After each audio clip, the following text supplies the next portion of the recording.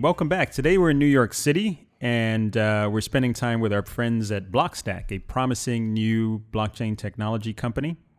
And we're going to be talking to Xan Ditkoff is the right way to say that? Nailed it. All right. I would like to make sure people say people always screw up my name. As you guys know, with our podcast, we've gone through a whole series of changes with the content we've been covering. We started out with the journey. And just telling you sort of what our project is about, our mission. We've introduced the team, and now we've been spending our time really introducing you guys to promising and interesting blockchain use cases, because we really believe the blockchain is going to revolutionize the world.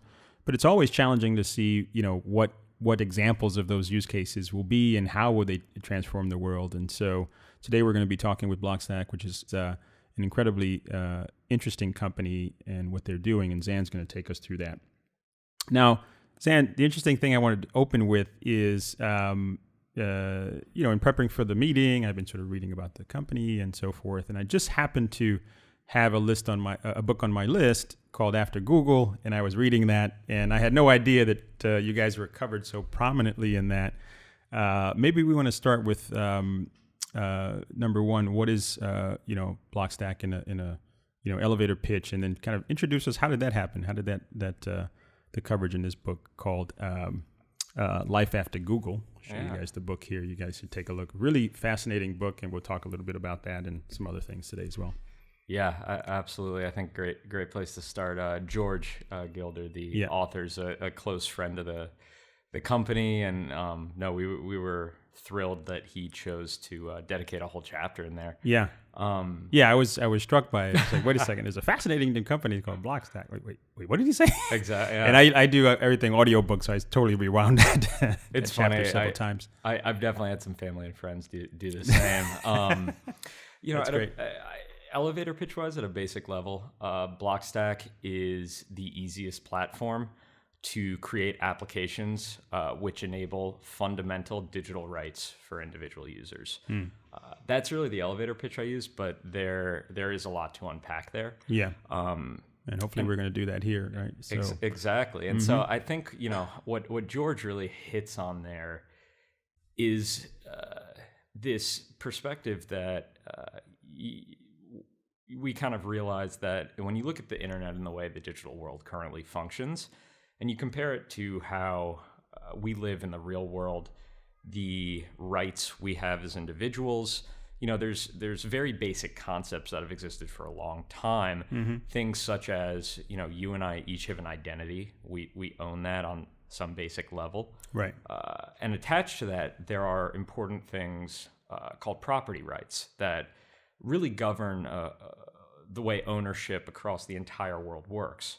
Now, if you look in the digital world, it's completely dystopian compared to that. Right. There's no concept of any of that. In fact, my colleague Patrick has a somewhat amusing analogy he uses to describe the difference. And in the Web 2.0 world, the current digital world, users are really simply digital feudal serfs in the medieval sense of they don't even own the name by which they're called on platforms, whether it's Twitter, Facebook, American Express, what have you, let alone the value that they're either bringing to those platforms or the value they're generating while they're on and in those platforms. And so I think George is really talking about a fundamental shift that we are enabling at a basic level, and that's the ability for an individual in the digital world to have these same things that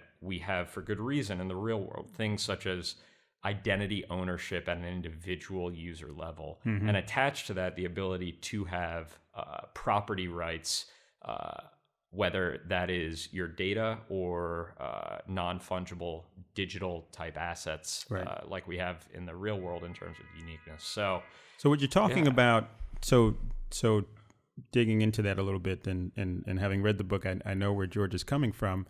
Fundamentally saying that, the internet has gone through this evolution and it created these incredible application platforms that everyone uses. And while, to your point, you have assets that we physically engage with today. You have your phone, you have your computer, you have your home, your car. Those are all things you own, and you have rights to them, and no one else has rights to them. And if you want to transfer those rights, you sell them. But in the digital world, you engage with a whole bunch of different services, applications, sometimes for free, right? In fact, the majority of the larger ones, you get to do that for free. And in the process, you either put some of your assets on those platforms, or you, by just the nature of engaging with those platforms, you create things that didn't exist before, but they are related directly to you, right? Your digital footprint, your pictures, your user-generated content, etc., your posts, all of those types of things you're generating, and they're yours technically, but you're saying technically they're not really yours, and people don't really understand the difference, right? Yeah, I think we're increasingly entering a world where people are realizing this disconnect. Is that because of all the big like scandals and the whole Facebook and? I think it's certainly starting there. Mm-hmm. I think also the rise of different technologies, certainly projects like Blockstack are increasingly doing a lot, not just to educate people, but also to give them viable alternatives. I mean, we've been hearing news of new leaks. I mean, there was, two new ones today? Right. Quora and one other. Huge. At the Republican convention, I believe, as well. Yeah. And for a long time, like the announcements like that aren't new, but you were, I think, seeing a fatigue where there's concern, but there's no alternative. And so what do you really do there? I think when it comes to the online world, the other part there is it's not like solutions and this kind of idea was considered and thrown out when the internet was being established. I think it's important to note that in the past, ownership and assets in the digital form have really taken two different forms, I would say. They're either real world assets that have traditional mechanisms for property rights, and those mechanisms, whether it's the paperwork, the storage, that is digital. Mm-hmm. So the ownership and the asset is really not actually digitally native. It's more handled, the paperwork, for lack of a better way of putting it, is handled in the digital world. Right. And then the other form being actual digital native assets, data that users are generating, as kind of the easiest example. The only way that we've been able to have ownership over that in the past is by custody by a third party, centralized third party that can attest and that we trust to attest to the fact that you own this, you don't own this, and if there's a transfer to reflect that and maintain those property rights. Right. And so really, I think when people ask me, what's the value of Bitcoin? Are you invested in Bitcoin? Market price, it's not something that concerns me, and it's not something I really have a viewpoint on. When I look at this space, when I look at Bitcoin, the fundamental investment thesis is pretty straightforward and simple, but also profound. And that's that for the first time in human history, we can now establish digital trust on a peer-to-peer level globally. Right. As a fundamental platform. Period. That's just security from the very beginning, right? Exactly. De novo. Yep. And the fact that you can do that in a fundamental peer-to-peer way is, I think, going to be massively influential for a lot of the way organizations evolve globally, let alone enabling something that's much more on a ground level, such as digital property rights. Interesting. So maybe you can walk us through. So not to keep referring to the book because it's so recent. I read it. He walks through the story of the founder, and he asks him like, "Where'd you buy your computer?" He's like, "I don't understand. Like I built my computer myself." And then he evolves to like learning all this technology, and then working with someone. Was it like a summer internship or something? He helped to build. I don't want to I don't know what the name is. It's not Stream, but it's something like that that someone was working on, and then that evolved to Blockstack. Maybe you can walk us through sort of fundamentally what are you doing from a technology perspective, right? And if you look at the internet, people forget that there is an internet to some extent, right? They say like, I'm on Google, or I'm on Facebook, or I'm on Twitter. That's an application that's sitting on top of a full internet stack, right? There's the application level, the network level, there's sort of the fundamental protocol level, there's down to like the little bips, moving through the routers. People forget about all of that, right? Yeah. Where is Blockstack? So I would say we're taking up some of the layers that currently make up that stack that you mentioned. We're not the lowest layer. We still depend on things like ISPs. But I would say we live very much in a similar space to things like the domain name service, DNS. Got it. TCP/IP. And it's not, I would say, kind of clean divisions of, we are these things and not these things. Really, we're in a middle infrastructure layer that is enabling applications, web applications, mobile applications, desktop applications to easily be built on top of. And I think kind of describing that a little might help visualize where in the stack we lie. And getting away from the elevator pitch, which I think is very vision oriented. Yeah. What we really are, and our kind of real, at least initial end user set, are engineers, they're developers, application developers. And so Blockstack is really two things for those folks. It can be a turnkey solution upon which you can build a complete decentralized application, or user-centric application, whatever you want to call it, and we can take care of that entire backend. Or we are a suite of developer tools that someone building an application can use piecemeal, one by one as needed, depending on the specific needs of their application. Right. And so...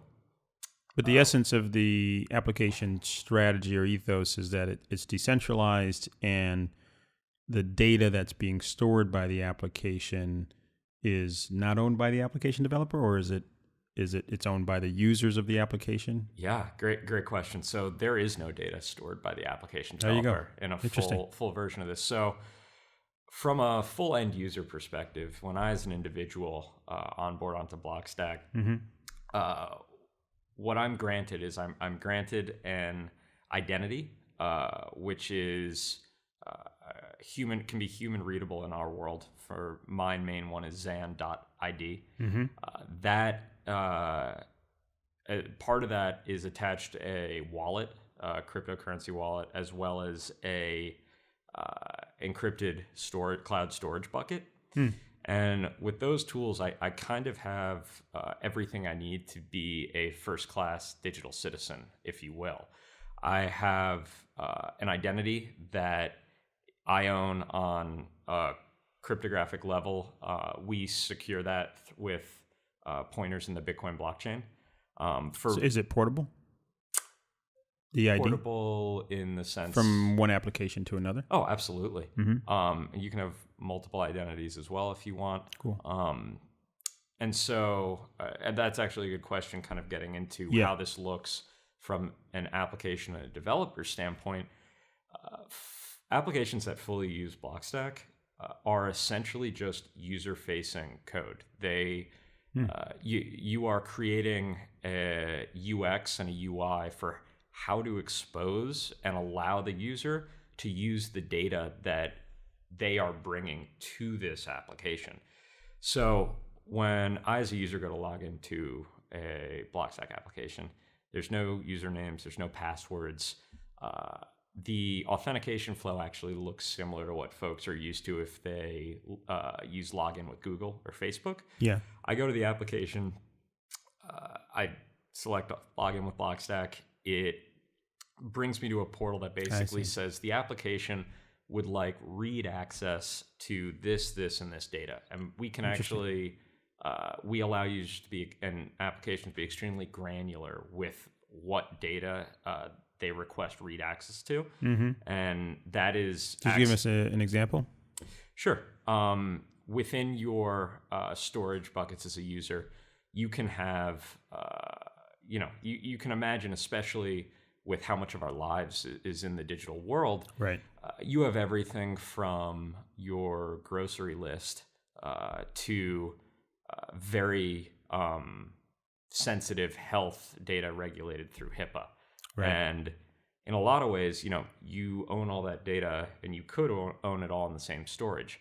Now, if you're authenticating into, let's say, Amazon because you want to order your groceries from that grocery list and you want the application to read that and then automatically order those things, well, you want to allow it to read that. You definitely don't want to allow it to touch any of that sensitive health data. Got it. And so no problem with that in this world. And so application asks for the consent to read whatever data it needs to read at that time. I consent to that. It basically points the application to where I have the specific data stored. And through my consent, I'm basically handing off the de-encryption key to be able to read that data. Interesting. And so what it then does is it then brings me to the application and exposes that data to me. Now, this enables some pretty interesting things beyond the way applications currently work today. One of the big things that I'm really excited to see in the future is this idea around true data portability. Right. There's a lot of platforms today that I think pay lip service to it a little bit, or Facebook talks about enabling data portability, and it's yes, within Facebook they enable it. In this world, what gets really interesting is you can have let's say you're using a portfolio management application, something like Schwab in this world, and E-Trade comes out with a new application. You've been using Schwab for 10 years, but E-Trade comes out with this new application. You've heard really great things about it. You want to try it out. You go, you authenticate in with Blockstack, just like you would Schwab. And when you pop into the application, there's no onboarding. It's like you've been using that application because it can read the data from your old Schwab application already. It's sharing the same data set on a fundamental level. And so what this really gets to, and in terms of how, can I unpack that a bit? So your user, you log in. I think the finance application is a great example. So you log in, maybe it's your first time using this application with Blockstack, and Blockstack, the platform will pull data that application needs that you already have available in your sort of private stash, and Blockstack gives that access to the application. But as you're using the application, you're creating data, right? Anytime you use an application, you by the nature of your activities on the application, you create data. I bought a stock on this application. That's a piece of information. Is that now also being stored in my personal stash, because the application doesn't store anything anymore, right? It stores it in my personal stash. That way I can take it to the next application and say, I've already bought Google, Amazon stock or whatever, and it knows that. Is that how it works? Exactly. And in most cases, that's not even the application specifying write data to your storage. And in fact, I'm pretty sure it's not. That's our infrastructure, Blockstack, and our decentralized storage layer, which we call Gaia, or network technically. That is essentially writing that new data for you to your encrypted storage bucket, wherever that is. That's cool. Yeah. That's cool. So do you, as a user, know where that is? So is that, do I know it's on Amazon, or do I know it's on, some other decentralized platform like a Filecoin or something? Do I know where that is, or? Yeah, absolutely. So it's all kind of yes. And the reason is I really look at what we enable as, Web3 is a fine term. I really like user-centric web better because it's all about it starts from allowing the user to control. Yeah, exactly. So when it comes to storage, our storage network layer, Gaia, is completely storage agnostic. It doesn't care if you're using Google Cloud. It doesn't care if you're hosting a server in your closet or if you're using a distributed storage network like IPFS. Works with everything. Right. The way we... IPFS was the term I was looking for. Filecoin, the team behind it for sure. Yeah. That's cool. Yeah. And so we, when it comes to cloud storage providers, we repurpose services like Google Drive, S3, right. Azure. So you tell it where you want it to be stored. Exactly. And we repurpose those folks as dumb hard drives. All the data is packeted and encrypted. They can't touch it. Right. If you're worried about one of those services deleting the data because of that, you can replicate it across all of them. Again, you can also replicate it across your own local. That's cool. If you want to have more of a mainframe type setup, right? You can also do on IPFS, and we're very agnostic in terms of what we let the user store. So one of the things we've had the capability for a while, but we're making a lot more user friendly right now, is the ability to not just throw up multiple storage buckets, be able to kind of switch and set those up in a way that visually is easy for someone like myself who's not an engineer by trade, right? But also enable someone to run their own Gaia node, which is kind of a node for that storage network. That's cool. So you can build your own node and store all your data there if you really are paranoid about where it might be. Exactly, and get a global, a globally synced view of the whole network, and kind of confirm everything there as well. Got it. So we're going to pause a second. I want to sort of get a little bit of sense of how you got into the blockchain space, because it's always interesting, people's stories. Real quick, so if I were to sum up what we've talked about thus far, and we'll build on this in a bit, you're a development platform. You're also an application platform, and so depending on where you want to, how you want to engage, you can do that. But you're also a enabling platform for sort of owning your own identity as you participate in the digital world, and the way you do that is you allow the creation of an identity which you own, and then you allow the management and tracking of sort of where your data is through these pointers that point to sort of like where the data is actually stored, and you safely make that available to applications that can use it in a highly secure way, but never really remove your ability to continuing to own it, right? Yeah, I would. Anything I missed there? The one little tweak I think I would make is we don't do a lot of that for the user. We simply enable them to do it for themselves if you'd want to. Right. Blockstack is a decentralized open source protocol at the end of the day. Got it. That would be like saying TCP does all of the things. Right.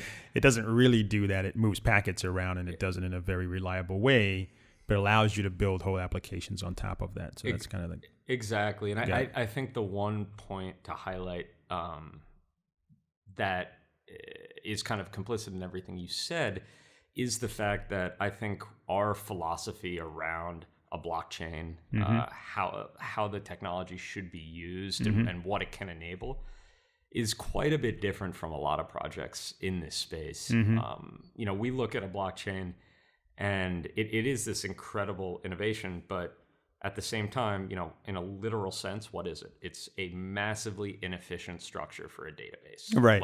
Really, really inefficient. But what you get for that inefficiency as a trade-off is, for the first time in history, the ability to have digital trust in a peer-to-peer fashion. Yeah, exactly. That's the trade-off, yeah. And I think once you highlight that trade-off, it informs your use of that technology, because the natural question to ask once that's clear is, okay, well, to what degree can I minimize my use of this really inefficient thing?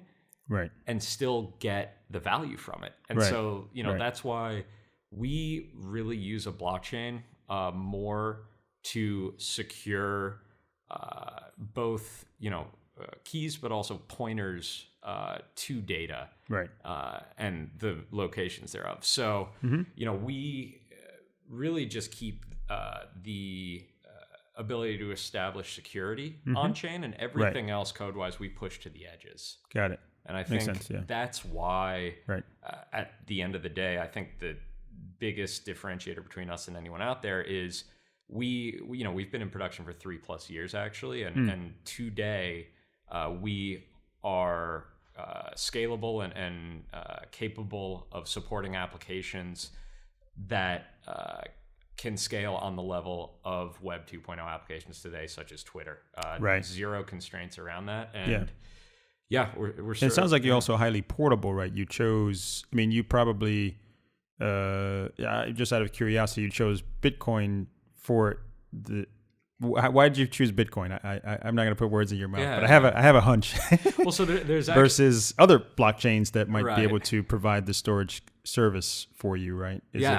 So there's a little bit of a backstory there, but to just answer the question bluntly, it's the longest running, most secure chain that currently exists. Yeah. So for you, it's because it's so important for you to ensure that these keys and these pointers are secured. You want to choose the network that is the most secure. But at the same time, if for some reason that network no longer becomes as secure as it is today, you can move to another network that's more secure, right? You can literally move the keys, as I understand it, to another network. Is that right? Exactly. So Blockstack originally, when Munib Ali and co-founder Ryan Shea first started working on the idea, in a former iteration was called One Name and was on top of a blockchain called Namecoin. It was think of Blockstack today, but just the identity part, essentially. Got it. At a certain point, I think some of the early articles were about that, about the identity. Exactly. And so at some point, I think Munib and Ryan realized that that chain had become vulnerable. I may be misremembering the details. I believe it was something around the vulnerability for a 51% attack was higher than high enough if not already some evidence of one having occurred. They decided to migrate to the Bitcoin blockchain at that point. Important because this isn't theoretical. We've proven that we can migrate from the chain. That was a good test. Sit on top with. I think the key things to note being no economic or state loss of the network, which is important. But that being said, the way Blockstack currently functions, it's things start to get a little complex. But even though we sit on top of the Bitcoin blockchain as kind of that fundamental blockchain layer, that's not necessarily where all the blockchain functionality lies. Would definitely recommend for anyone that wants an actual lucid technical explanation to go check out both the original white paper as well as our token and blockchain white paper. It's just blockstack.org/papers. And essentially we recently relaunched the network, switching from Bitcoin to a digital asset, new digital asset, the Stacks token. And with the blockchain there, it's interesting because one of the things we tweeted with the first kind of transactions going through from the Genesis block was turtles all the way down. And it's a reference to quite a bit of mythology, kind of the founding of the universe, but it's also a reference to the fact that while we sit on top of the Bitcoin blockchain, we also have a virtual chain layer, which is essentially abstracting a lot lot of that up to our infrastructure. Makes sense. Right. Yeah. So that probably gives you that portability. All right, let's come back to you, Xan. So how did you get into this whole blockchain space in the first place? Man, I mean, people always ask, like, what's your first memory as a child? Like, what's your first memory? What's your first memory in the blockchain space? When did you first desire a Bitcoin? Exactly. Yeah. With prices the way they're going, I might get deja vu. Yeah, exactly. You'd be like, No, so I've had kind of a winding career.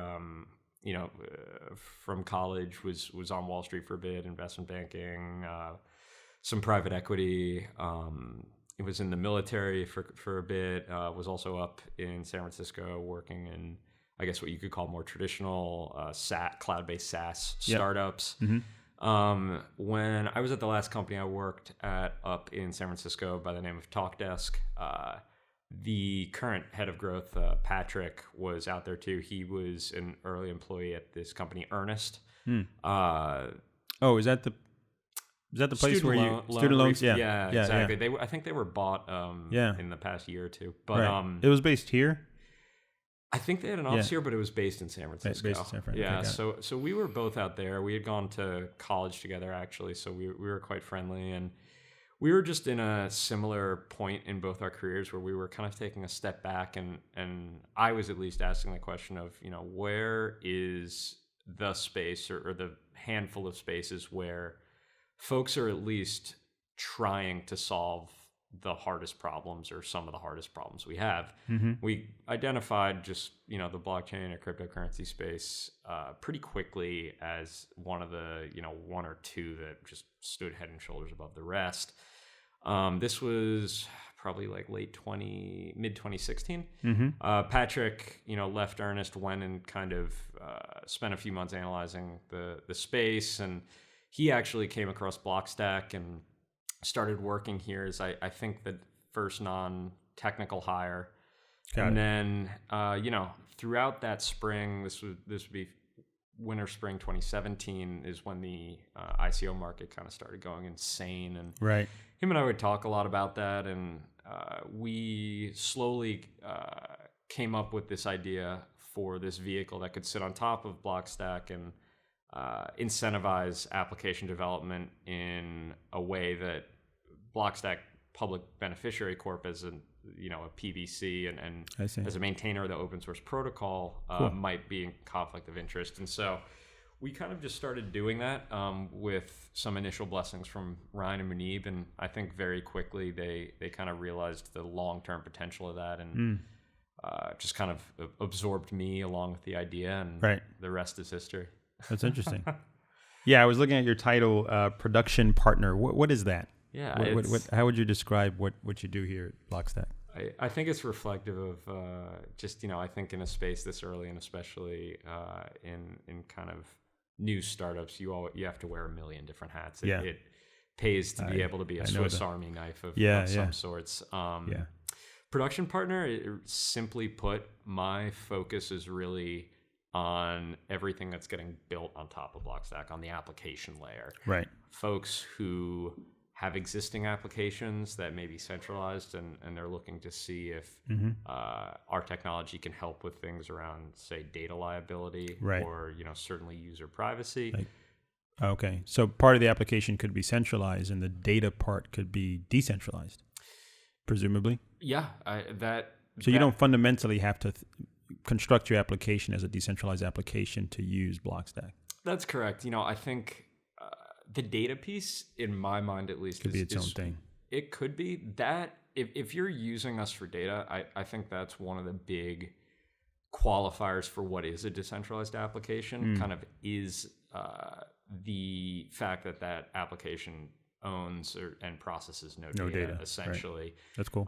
What you could do, and what we've seen a little bit of, is there's applications that or services that maybe aren't ready to go full decentralized data quite yet, or it makes sense for there to be shared ownership of data on some level. We one of the ways in which we function as kind of a toolbox is identity in of itself is a deployable feature, and so you can be a completely so you could just use the identity portion of the Blockstack system, right? Yeah, exactly. Interesting. Exactly. And that, depending on what you're authenticating into, that can enable some interesting things. But obviously, I think we're most excited about the kind of long-term vision of enabling users to own that data along with their identities. Got it. So we've been chatting since early part of this year, probably when I was working on the Soluna project, and you had talked about getting ready to go and put together, I guess, like a developer forum, or trying to get applications to build on the Blockstack system, the Blockstack stack, if you will. What's the most exciting application you've seen thus far that's using the system that you care to talk about? Yeah. Or a few, if there are more. Yeah, I'm gonna, I think, talk about more the I'll highlight a few. Or you can talk about categories rather than name names. Yeah. Well, I'll highlight kind of that ecosystem in general on top of Blockstack. And, the thing I do like to emphasize, it's super early days, not just for Blockstack, but in my opinion, for the space in general. Yeah. And I think, But it's exciting. I mean, I have some other questions that kind of relate to that, but yeah, very exciting. I think, in the last year, what's been really exciting for me is actually starting to see, first just the initial application development that, we certainly were playing a big part in driving, through things like bounties and hackathons, a lot of, things in the vein of the Paul Graham philosophy, do things that don't scale. Hackathons are good. We've realized that they're not necessarily the best form. It's hard in 48 hours. It's not very scalable because you got to, what can you really build? And exactly. Especially if the technology is new to you, that sort of thing. Yeah. But what we're really excited with is, we have this initial cohort of applications that are, there are quite a few that are really promising to me in terms of the use cases they're taking on. A few I'll highlight. Graphite, it's a G Suite essentially replacement, ever expanding in terms of, right now I think it's spreadsheet, document, as well as publishing capability. All decentralized? All decentralized. And That's so cool. You actually own that data. And he's, Justin Hunter's the developer there.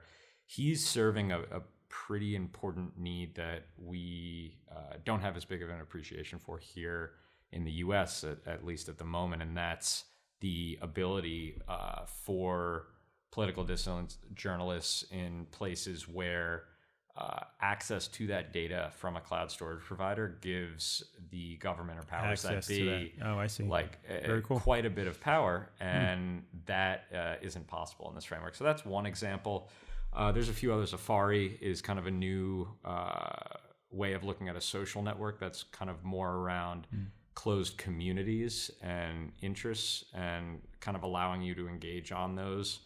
So communities come together in a peer-to-peer way and form a network like it should be. Exactly. And the data is all owned by the peers. They share it if they want to, that sort of thing. Exactly. That's cool. And they just released their mobile beta publicly, so that's a cool one to check out. But so we're kind of moving from this world where we have this initial cohort of applications that we're pretty excited about. Yeah. And so now, the last few months, what I've been really focused on is how can we create sustainable flywheels of growth around this? People talk a lot about the killer DApp. When is adoption going to come? Yeah. Again, I think people are so impatient. I know. With technology like this, you just got to give it time. Well, nobody knew Google was going to be nobody actually knew that. Exactly, and I think my argument is it's not just technological maturation that has to happen. Right. I actually think what takes longer and what's messier is the social evolution that has to happen. Yeah. Just on a human level. Right. We have to change the way we structure organizations and we think about doing interacting and collaborating globally. Right. To figure out how can we best leverage this new technology. Right. And I think when it comes to applications, I think we'll start seeing killer apps and actual adoption when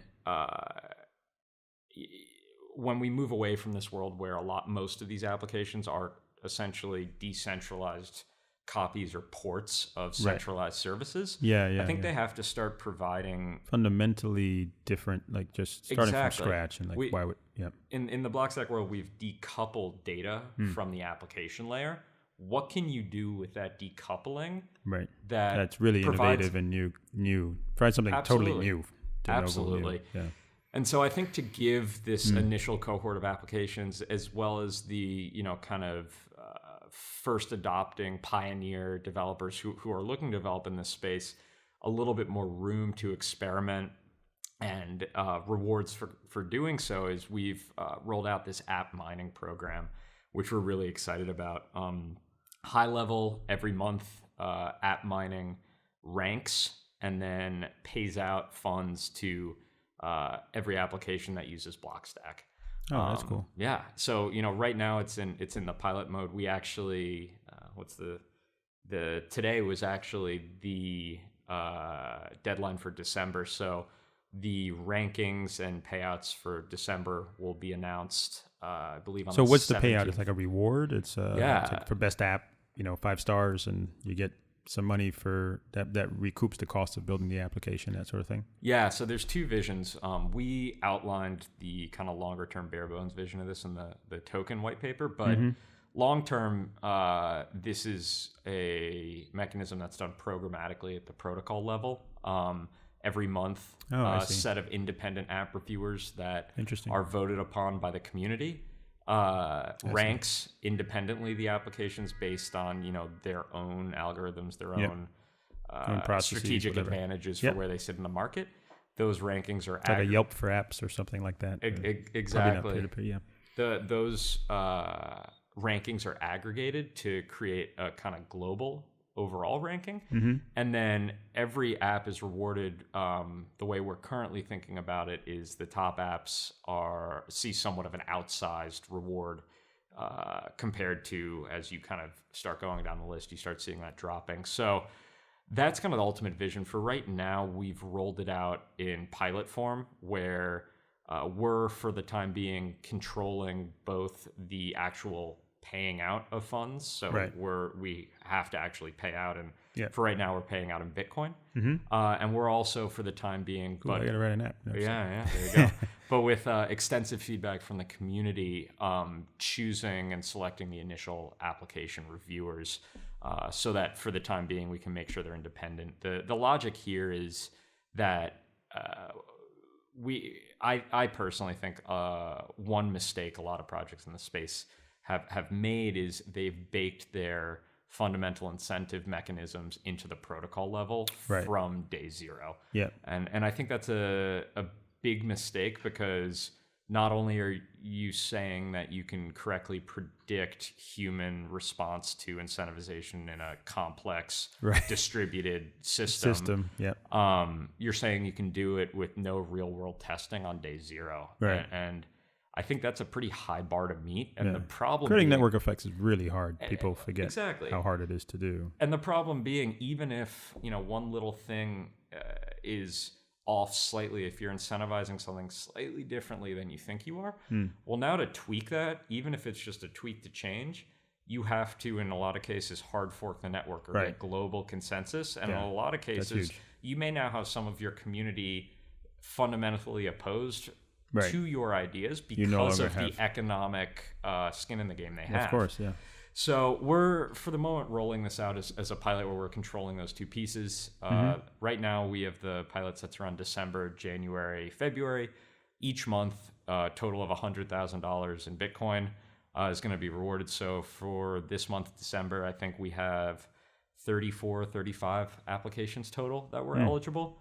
All we're requiring to start is Blockstack authentication is enabled. You don't have to have decentralized. So that's a minimum requirement kind of thing.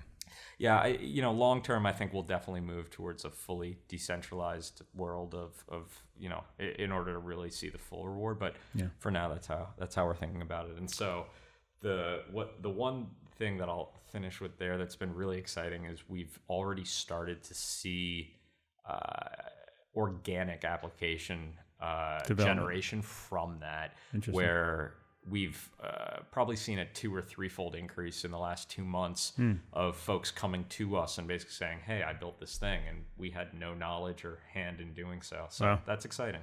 I like that. I was thinking, as you were talking about just, creating a platform like this that incentivizes new application development that's decentralized, and not just solving current problems, but creating whole new and innovative applications. If you take the lens way back and say, if we're really successful, 10 years from now, 15 years from now, what's different about the world if everyone is using Blockstack? What's different about the world? Yeah, absolutely. Well, the low-hanging fruit to start is, what we were talking about previously, some of the big data leaks that were announced today. Well, Quora being an example. There's no capability for that to happen. Zero of that. In order to steal or hack 100 million users' data, which I believe was roughly the size of the Quora hack today. It's changing that from, you have a centralized silo, you pick one lock for, to use a very simple analogy, and you have access, or you now can steal all 100 million pieces of that. Right. In a Blockstack world, even though from a user perspective, applications can function just the same, from a hacker's perspective, they now have to go and do the equivalent of robbing 1 million or 100 million individual homes in order to get the same amount, which is just not feasible. So it kind of flips the model on its head, where today from a hacker's perspective, all the data has been brought together and coalesced into one location, right? And and it's clear what's valuable data, and they can just hack that one entity and get lots of it. But now it's the reverse has happened, where we've moved the ownership back to the individuals, and so now you've got this world of individuals where their stuff is stored all over the place, and it's hard to kind of go back and hack one place to get all of that, which I think is pretty exciting. Exactly. I think I think the bigger shift though is so what's different about the world is there's more security now. I think there's more security, but a better way I think of summarizing kind of the overall shift is our digital world can now look a lot more like the physical world we live in a lot of ways. Your stuff is your stuff, and if you can keep your stuff safe, and it's safe. And exactly, and not just that, but the ability to take that stuff and use it to do things with someone on the other side of the globe, peer to peer, like you and I could across this table. And I think you can then kind of take that and extrapolate that out into some pretty amazing things, both in terms of new structures for organization and collaboration that can enable beyond the traditional things we've had, like a C Corp. I think it enables a lot of interesting things for governments. I think, one thing that I think it'll hopefully bring about, and certainly more of a personal view, is it does do a lot to kind of break down what I see as unnecessary friction of borders currently, both either imposed artificially or for technological limitations. So that's cool. One particular use case that I really like that I get excited about is something really, there's probably, to your point, is probably some low hanging fruit, but a simple example is your medical records, right? It'd be really nice if that was always with you wherever you went, and it was easy to give someone access to that so that they can leverage it and keep you healthy. It's just so impossibly challenging to do that today for no real reason. Even, in the system, you could easily sort of maintain compliance with HIPAA and all those kind of things, but offer a very simple login with, Blockstack and give access to, your recent medical records to sort of continue to keep you healthy. I think that would be really cool and a cool thing to be different about the world, perhaps. I think it would be fantastic, and I think that's actually the perfect example of a problem that all the tough things to solve there are fundamentally human problems, not technological. There's no technological major technological gap. Absolutely. Final words. We've run out of time. Oh, that was quick. I know it goes fast. What do you want the Soluna community and folks to know about Blockstack that we haven't talked about? Oh man, I think it really comes down to the fact, similar to you all, we're building with a very long range view of this technology, of the world, and I think an appropriate view on how long some of these shifts take. And looking to, not throw the baby away with the bathwater. We repurpose a lot of commodity cloud infrastructure, a lot of the great development that's been made, similar to how you all are folding this capability. Existing capabilities, Exactly. But combining them in an innovative way. Exactly. What you guys are doing is taking existing technology and creating an innovation that could power innovations for decades, right? And hopefully that's pretty exciting. Yeah, and so exciting. I think I think at the end of the day, it's early, but recently I've been asked quite a lot about, how's crypto winter treating you all, and Right. it's What does it have to do with anything? Exactly. Has nothing to do with anything. We're good, I think. Yeah. Right. Yeah, I think the last thing I'll say is on both your end and my end, this next year is sounds cliche, but is looking to be the most exciting one yet.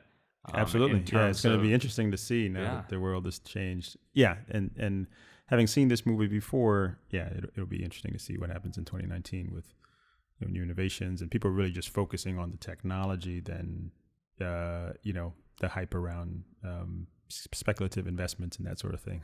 Yeah, I really feel like we're finally at a point where the focus in 2019 is really going to be fully on creating really novel innovations, things that are truly possible in this world that have not been previously, and moving on from kind of and we saw this with the .com era too. I mean, all the first kind of big companies there were just digital ports of essentially physical retail. Yeah, you're right. That's right. That's exactly what .com are about. Exactly. Brick and mortar to online, right? Exactly. And so now I think we're at the point where the real experimentation with what we saw in that world with Google's and Facebook's can actually start occurring. And so cool. I'm pretty excited to see what comes out of that. Great. Well, Xan, thanks for taking the time. This has been fantastic. I'm sorry it was so short. John, to be continued. Yeah, my pleasure. Apologies for stealing all the air.